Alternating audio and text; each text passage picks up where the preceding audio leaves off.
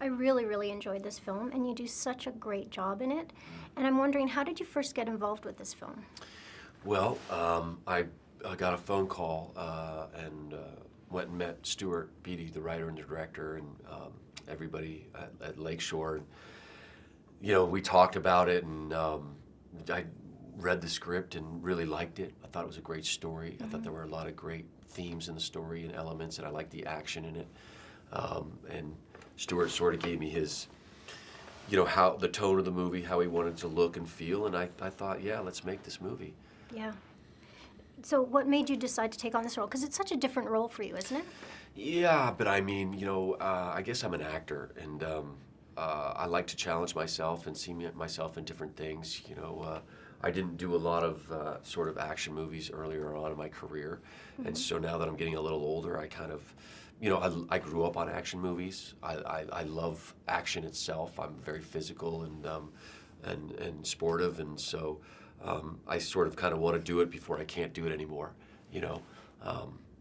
And I thought this was a good character. And how would you describe your character and the inner turmoil that he goes through? Well, he's a man looking for his purpose in life. He's looking for love, and aren't we all? And I felt that's something that I relate to, and I think the audience can relate to that. Teenage kids feeling unwanted and unloved.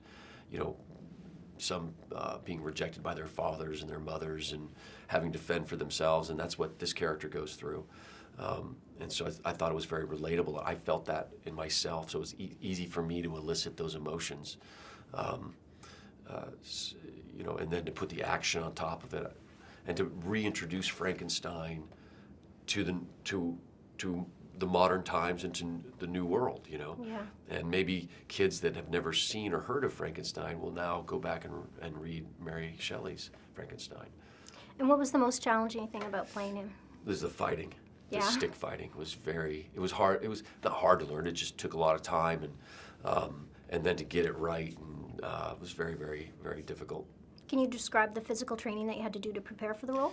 Yeah, I stick fought for about 6 months. Wow. I learned how to Yeah. do it, and then I would go from sort of 3 hours of stick fighting to my own personal trainer, and getting in shape, and so because the movie I did all my own fighting and pretty much all the stunts in the movie, so I had to be very durable, and that came with the training and toughening up, and which was very necessary in this movie. Did you sustain any accidents or injuries while you were filming? Yeah, oh yeah. Yeah, many fingers, hands, elbows, Yeah. that sort of thing. I hit a lot of people. You just have to. When you put sticks in people's hands, Yeah. people get hurt. Yeah. But I'm over it now. Okay, good. They've all healed up. That's good. Yeah. How much time did you have to spend in makeup each day? I would say between 2 and 3 hours, more on the 3-hour side, and depending on the character, which day we were in, good time to reflect, get into character, be prepared for the day, and I thought it was a nice way, the scars and stuff, to tell the story that we wanted to tell, and still make him accessible to the audience, and because he's our hero. Right. Yeah. You filmed this in Australia, and you actually spent a year growing up there. What was it like to be back? Oh, it was interesting. We filmed in Melbourne. I had lived in Sydney. Okay. But it's always good to be amongst the Australians. They're very good people, and very hardy, but they joke around. They have it's a very tight-knit community and sense of family there. I have a feeling that you're going to get a lot of attention from fans because of this movie and this role. How do you feel about meeting your fans? Oh, I like to meet them. Yeah? Yeah, sure. Yeah? Yeah, I mean, as long as they're, nice, I enjoy, especially as I, get on in my career, I enjoy seeing people's faces when they enjoy the movie, because they love to talk about it. And especially with things like Comic-Con now, and the explosion of the comic book movie, and they know everything about your character. Their Harvey Dent's their favorite character ever, or they want to tell me about everything they know about Frankenstein, and I like that.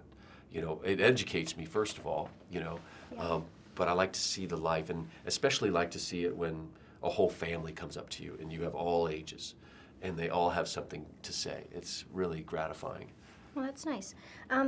You post a lot of really beautiful black and white photos on your Twitter. Is that your number one hobby, photography? Yeah, it is. It's a passion of mine, Okay. and I've been doing it for several years. As an actor, you're always in cities that are unfamiliar, and so it's a great tool, photography. I'm a street photographer, and so I go out and take pictures and walk for hours and hours and hours and miles. I mean, when I was in Australia making this movie, I walked and walked and walked with my camera, and got some good photos, and then I like to, someday I'll make a book. Yeah. Well, that would be really great. Yeah. Yeah. One last question. What are you working on next? What's coming up for you? Well, I just finished a movie called Incarnate, in which I play a wheelchair-bound, alcoholic, revenging the murder of his wife and his daughter. And it's Wow. sort of it's a Jason Blumhouse movie, so Okay. it's a little genre movie that we did. I think it's going to be a lot of fun. Yeah, that sounds really interesting. Yeah. Thank you so much for talking to me today. Thank you for your time.